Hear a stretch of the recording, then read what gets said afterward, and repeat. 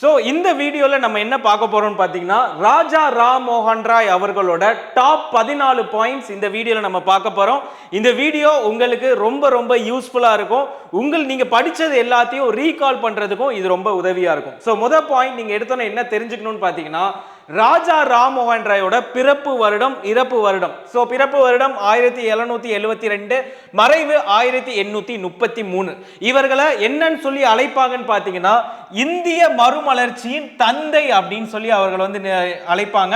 And அவர் உருவாக்கிய அமைப்பு தான் என்னன்னு பார்த்தீங்கன்னா பிரம்ம சமாஜம் 1828ஆம் ஆண்டுல இதை வந்து உருவாக்கியிருக்காங்க. அண்ட் ரொம்ப ரொம்ப முக்கியமான கேள்வி, வங்காளம், சமஸ்கிருதம், அரபி, பாரசீகம், ஆங்கிலம் ஆகிய மொழிகள் அவருக்கு தெரியும். ஸோ இதில் ஏதாவது ஒரு தப்பான மொழியை இன்க்ளூட் பண்ணி உங்களை ட்விஸ்ட் பண்ற மாதிரியான ஸ்டேட்மெண்ட் கொஸ்டின் உங்களுக்கு வரும். அடுத்தது அவர் ஒரே கொள்கை, அதாவது என்னன்னு பார்த்தீங்கன்னா ஒரே கடவுள் கொள்கையை அவர் வந்து வலியுறுத்தினார் அப்படின்றதும் உங்களுக்கு கண்டிப்பாக தெரிய வேண்டும். இதுக்கு அடுத்தது ரொம்ப முக்கியமானது சதி, அதாவது உடன்கட்டை ஏறுதல் மற்றும் பலதார கல்யாணம், அதாவது அதை தான் வந்து பாலிகாமி அப்படின்னு வந்து சொல்லுவாங்க. அது மட்டும் இல்லாம குழந்தை திருமணத்தையும் அவர் வந்து எதிர்த்தார் அப்படின்ற விஷயம் தெரியணும்.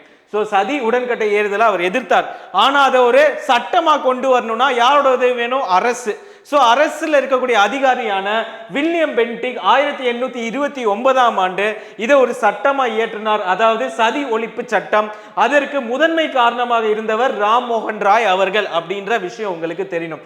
அதற்கு அடுத்து விதவை மறுமணம், பெண்களுக்கு கல்வி வழங்கப்பட வேண்டும் என்ற கொள்கை, பெண் அடிமைத்தனம், ஆண் ஆதிக்கம், இது ரெண்டையும் வந்து அவர் வந்து என்ன பண்றாரு? பெண் அடிமைத்தனத்தை விடணுமோ ஆண் ஆதிக்கத்தை அழிக்கணும்னு அவர் வந்து என்ன பண்றாரு?